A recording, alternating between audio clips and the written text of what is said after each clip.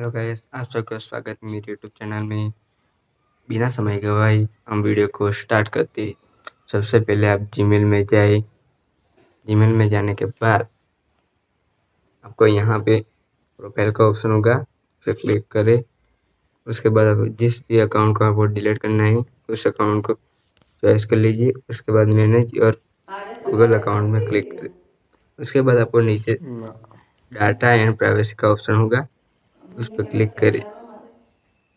उसके बाद आपको नीचे जाना है, डिलीट योर गूगल अकाउंट से क्लिक करना है। ईमेल अकाउंट कोई पण एप સાથે કનેક્ટ હોય તો એક એપ્સના અકાઉન્ટના ડાટા डिलीट થઈ શકે છે। પછી यूट्यूब अकाउंट હોય।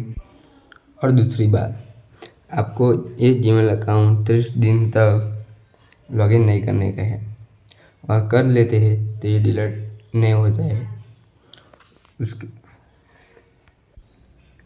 उसके बाद आपको कंटिन्यू पे क्लिक करना है, थोड़ा वेट करना है और आपको पासवर्ड डालने का है।